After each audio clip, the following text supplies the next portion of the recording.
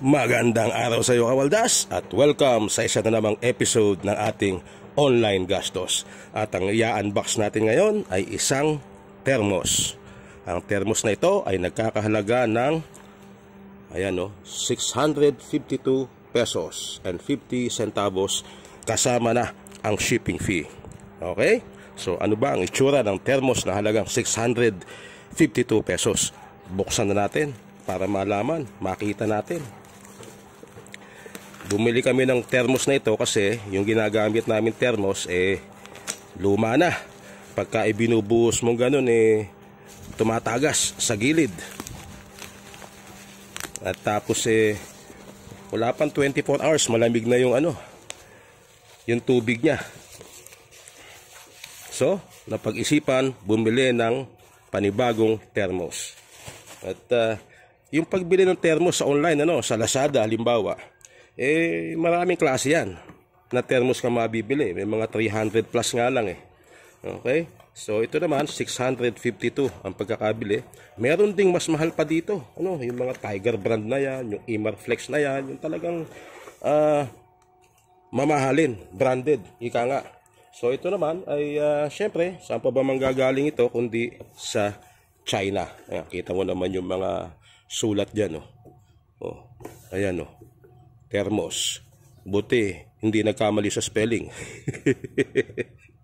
So ito, nakabalot pa siya ng plastic, so hindi pa nabubuksan. Ayan, ano ba tawag dito? Vacuum sealed ba tawag dyan? Ayan. Buksan natin para magkaalaman. At ito ay 2 liter capacity. So malaki, marami siyang laman. At the same time, meron siyang digital display dito sa taas. Ayan, kita mo. Medyo nagliwanag, Ayun, Ayan, pag pinano mo. So, nakalagay dito, 29 degrees. Hindi pala pula ang sulat nito.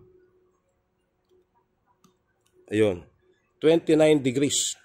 Ibig sabihin, hindi siya mainit. At ito, paano ba bukas nito? Ayun, meron siyang roscas. At syempre, pag bumibili tayo ng thermos, ang una natin titingnan dyan, yung loob. Kung basag. Pagka basag yung loob, ay wala na. Yari na tayo. At normally, ang ginagawa dito, yung tinatapat yung tenga, pinapakinggan yung ugong niya para malaman mo na siya ay buo. Ayan, may ugong naman siya. So, yun yung isa sa matandang pamamaraan para malaman kung may sira, may leak ang thermos.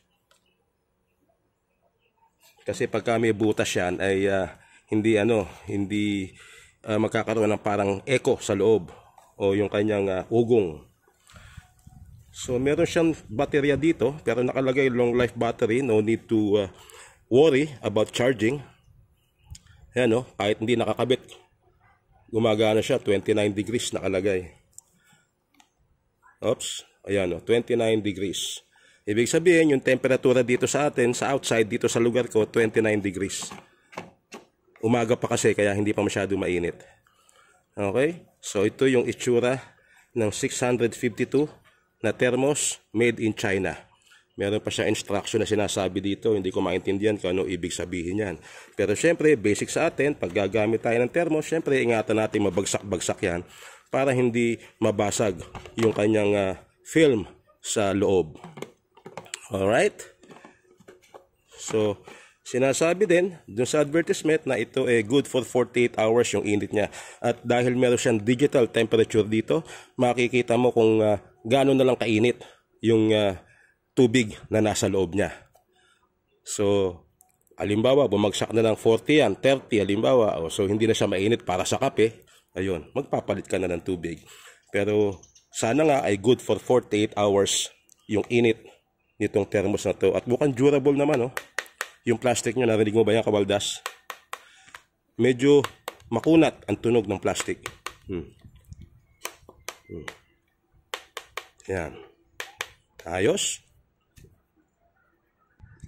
Ito nga pala yung dati ko. Ayan, kita mo, Kawaldas, Ayan, kinakalawang na Ayan, kalawang na, inuubos na yung ilalim niya. Pero matino pa naman ito. Ang problema lang, pagka binubuhos mo ganyan, tumatapon na siya sa gilid. So, hindi lahat sumasahod sa baso. So, kailangan ng palitan. Pero, yung init ng tubig sa kanya, good for 24 hours pa rin. At ito, nung mabili namin to several years ago, siguro mga 5 years ago na eh.